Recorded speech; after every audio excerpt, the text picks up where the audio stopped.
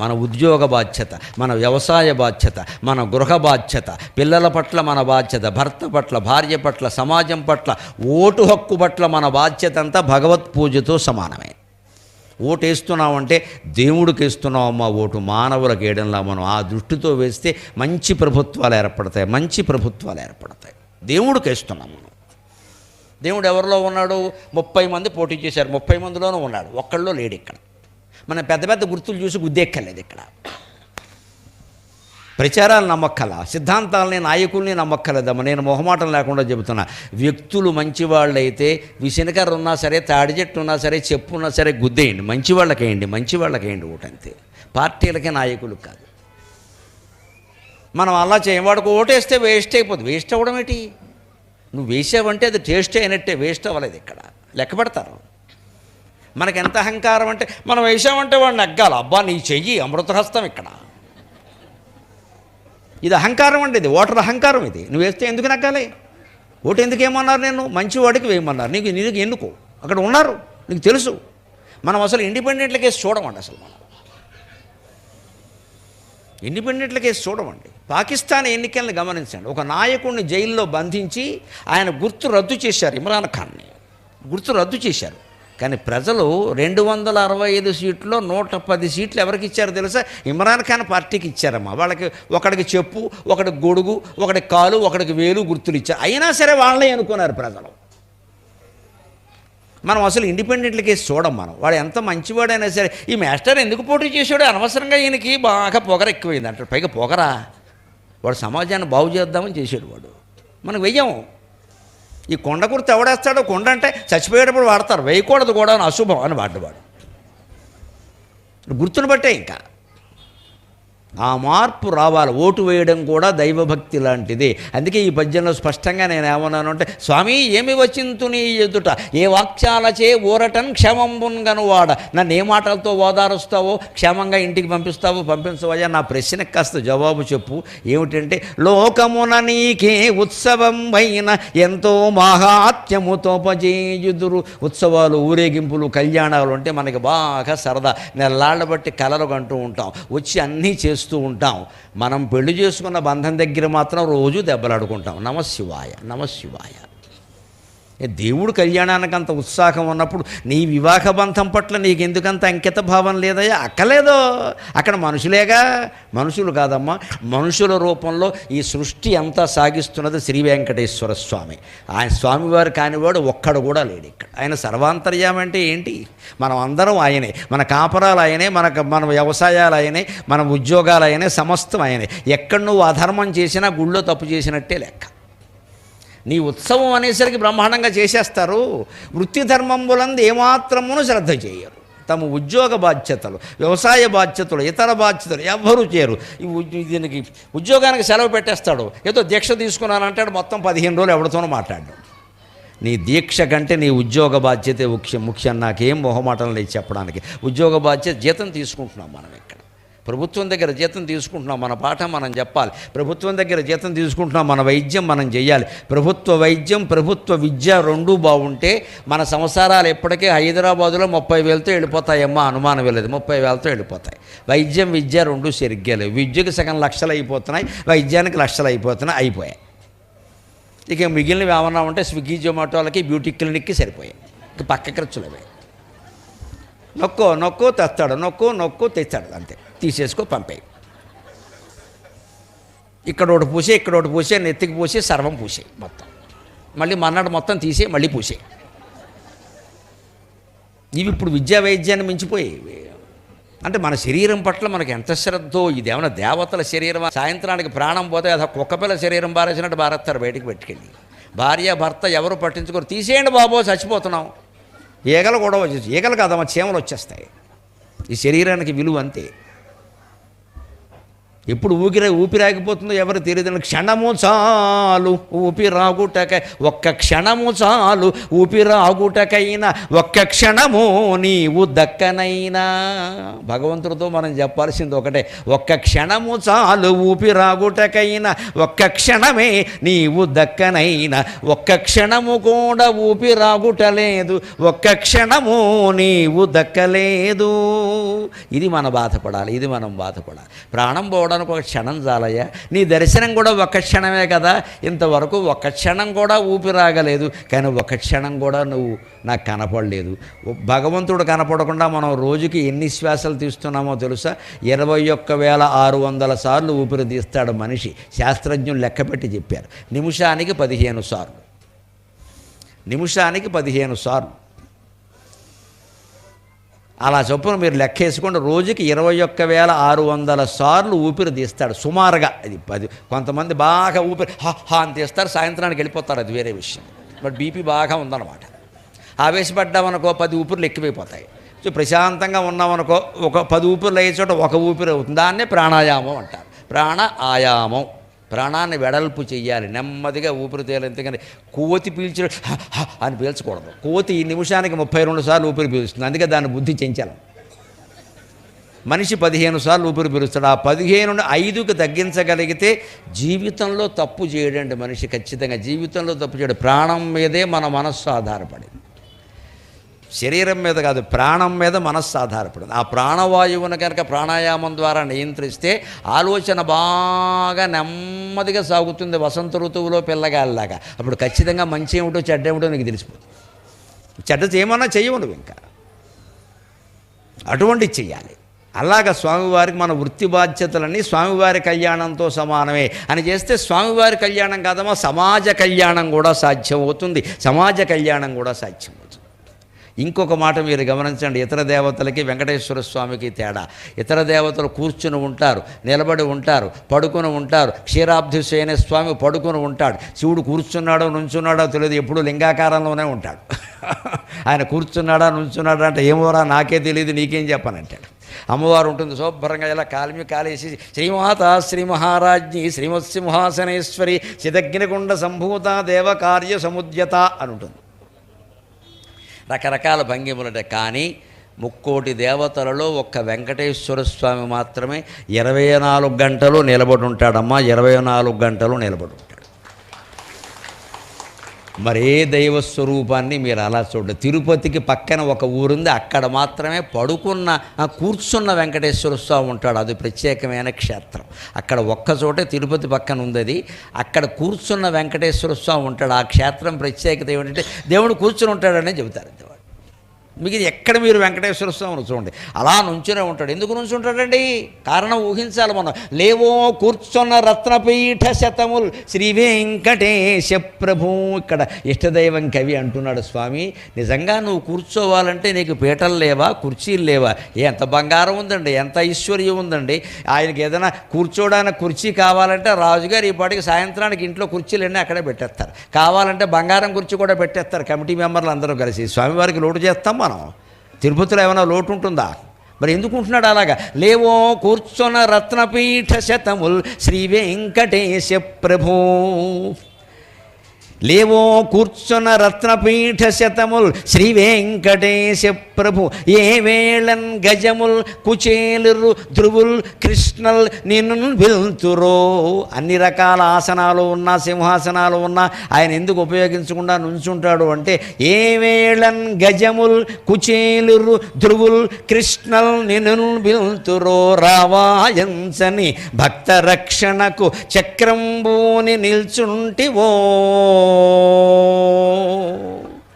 ఆయన కూర్చోదలుచుకుంటే రత్నాల పీటలు ఉంటాయి, రత్న సింహాసనాలు ఉంటాయి. కానీ ఆయన ఎందుకు నిలబడతాడు అంటే, ఏ వేళన్ గజముల్ కుచేలురు ధ్రువుల్ కృష్ణల్ నిన్ను వెళ్తురో. రావాయంచని భక్త రక్షణకు చక్రంబూని నిల్చుంటివో.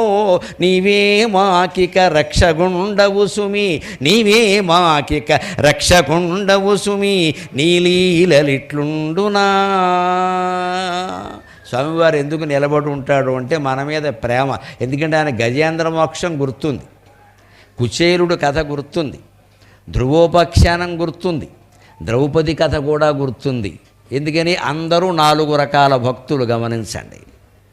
గజేంద్రుడు ఒక జంతువు, కానీ 1000 ఏళ్ళు పోరాడాడు మొసలితోటి.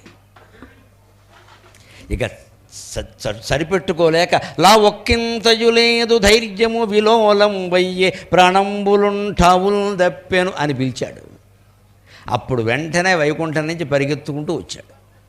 అందుకని ఆయన ఏమిటంటే, ఏమో మళ్ళీ ఏ ఏనుగు ఏ చెరువులో పడిపోతుందో, సమయానికి వెళ్ళాలంటే పడుకుంటే మెలకు రాదేమో అని నిలబడతాడమ్మా స్వామి. భక్తరక్షణ అంటే అంత ఇష్టం వారికి. పడుకుంటే మెలకు రాదేమో, మళ్ళీ సెల్ ఫోన్ అలారం పెట్టుకోవాలి, ఎందుకు వచ్చిన గొడవ ఇది.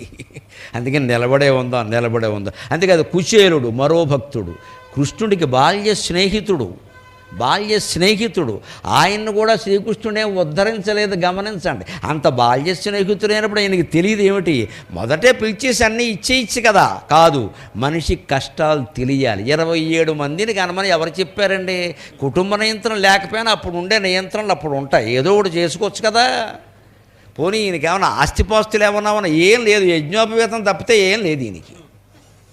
అది మార్చుకోవాలన్నా దిక్కు లేదు అక్కడ. రెండోది మార్చుకోవాలంటే శ్రావణ పూర్ణిమ నాడు కూడా కష్టమే, ఎందుకంటే అది ఆ రోజుల్లో రూపాయి ఇట్టు కొనుక్కోవాలి, రూపాయి లేదు ఇక్కడ.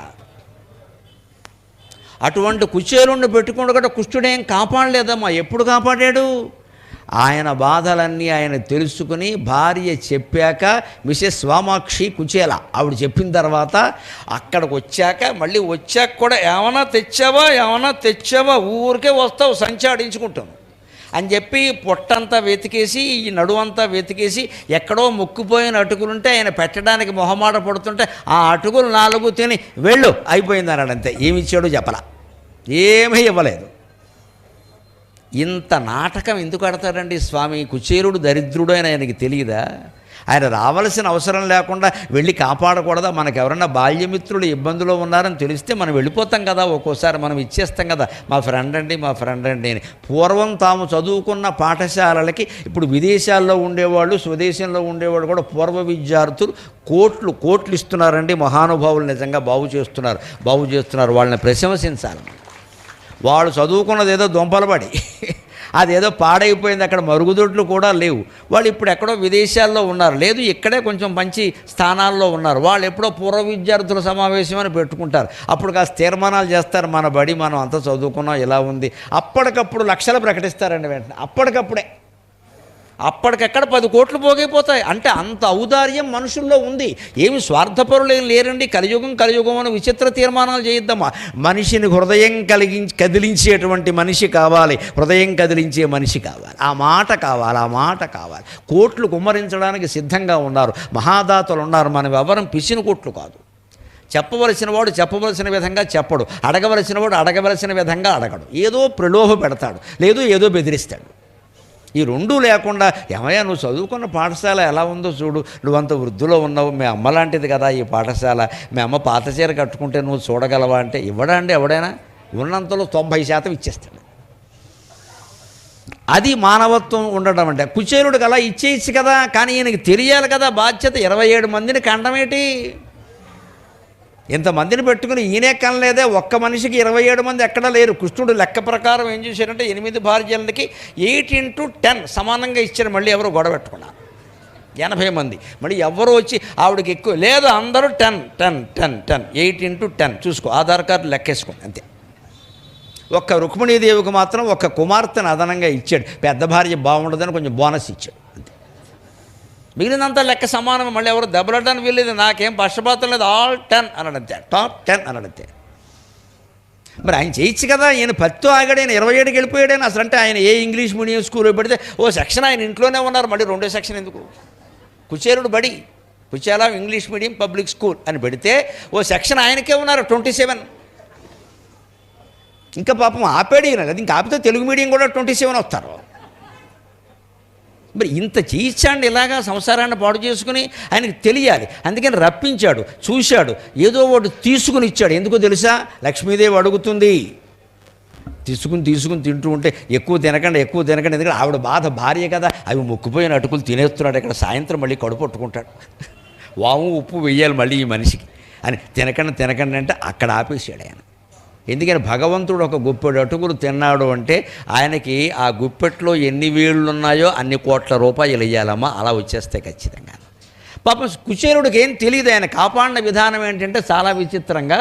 అసలు పాపం కుచేలుడు వెళ్ళిపోయాడు, ఆయన పంచభక్ష పరమాణాలతో పోయిన, అంతేకాదు కాళ్ళు కడిగాడు. రుక్మిణీదేవి నీళ్లు పోసింది, ఈయన కాళ్ళు కడుగుతూ ఉంటే అష్టభార్యలు చూసి ఈయనంత గొప్పవాడో, దేవుడు కాళ్ళు కడుగుతున్నాడు స్వయంగాను, మనం ఈయన కాళ్ళు కడగడానికే మొహమాట పడిపోతున్నాం, భార్యల బయట కూడా వై ఉయ్యి అంటూనే ఇక్కడ ఈయన ఏకంగా కుచేరుడు కాళ్ళు గడిగేశాడు. ఈ బ్రాహ్మడు అంత గొప్పవాడా అని ఆశ్చర్యపోయేలా చేశాడు. కానీ రూపాయి ఇవ్వాల, కనీసం బస్సు ఛార్జీ కూడా ఇవ్వాల. తెలంగాణలో ఉంటే కుచేరుడు బస్సు ఎక్కిన డబ్బులు కట్టాలి, ఆడవాళ్ళు అయితే బస్సు ఫ్రీ.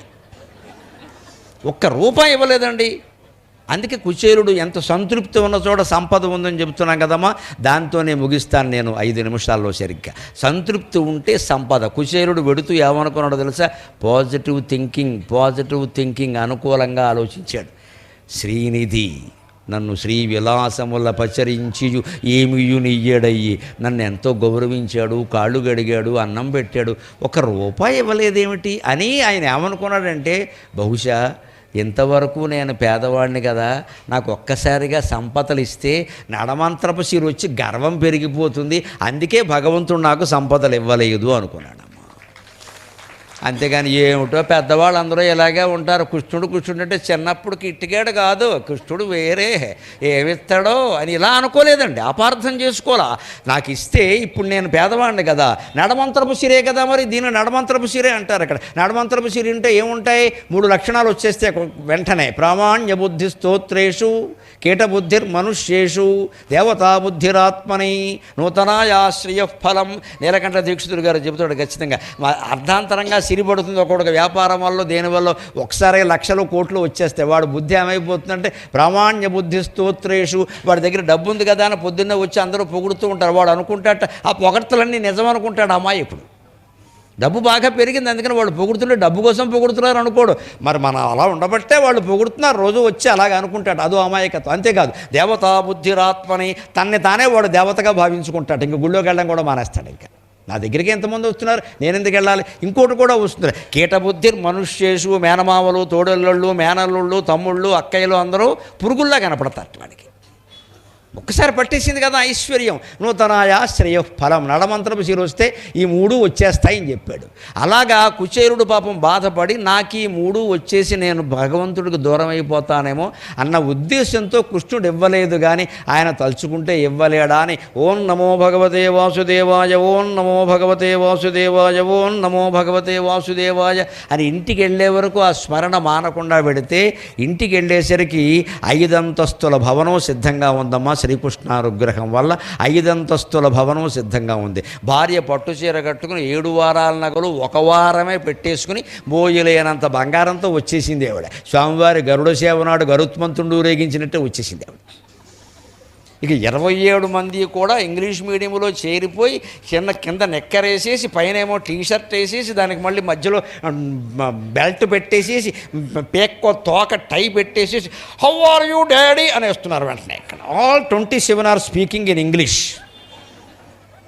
ఏంటంటే Kuchela English medium public school పెట్టేశారు అక్కడ, అందరూ చేరిపోయారు మొత్తం. ఈ వైభవం అంతా చూసి కుచేలుడికి అనుమానం వచ్చి వీళ్ళు నా పిల్లలేనా, ఈవిడ మా ఆవిడేనా అనుకున్నాడు. బాబు నా శీలాన్ని శంకించగజా, నేను నీ భార్యనే అని చెప్పింది. ఆ భార్య కూడా ఎంత మంచిదంటే ఇంత ఐశ్వర్యం పట్టినా అంగాస్త్రం కట్టుకుని వచ్చినటువంటి భర్తకి పాదాభివందనం చేసింది కానీ అగౌరవించలేదమ్మా, అగౌరవించలేదు ఖచ్చితంగా. అది లక్షణం. ఇంత ఐశ్వర్యం ఆవిడికి పట్టింది కదా. ఈ బ్రాహ్మడు మాత్రం అంగాస్త్రంతోనే ఉన్నాడు. వీడేమిటి నాకు, ఎందుకంటే పూర్వం సామెత ఒకటి ఉంది, రాజుని చూసిన కళ్ళతో మొగుడిని చూస్తే మొట్టుగా ఏ బుద్ధి అయింది. రాజుని చూడకుండా ఉంటే మొగుడు బాగానే ఉంటాడు, రాజుని చూసిన కళ్ళతో చూస్తే అలాగే ఉంటుంది. మరి అంత ఐశ్వర్యం ఆవిడ పట్టే కుచేరుడు ఎలా కనపడతాడు? పనికిమాలిన వాడి కింద కనపడతాడు. కానీ ఆవిడకి అలా కనపడలా. ఈయన అక్కడికి వెళ్ళి ఆయన్ని ఆశ్రయించడం వల్లే ఇది వచ్చింది. ఆయన లేకపోతే నాకెందుకు వస్తుంది ఇది అని ఆవిడ పాదాభివందనం చేసి ఈ సంపదలన్నీ భగవంతుడు ఆశీర్వచనం వల్ల వచ్చాయంటే ఆయన ఆశ్చర్యపోయాడమ్మా. అంటే భగవంతుని యొక్క అనుగ్రహం ఎలా ఉంటుంది?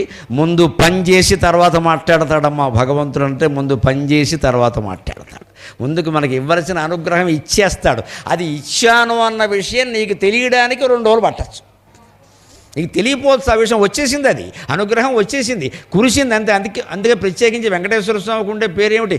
ఒక పిలుపులో పిలిచితే పలుకుతావట, రెండో పిలుపు అవసరం లేదు.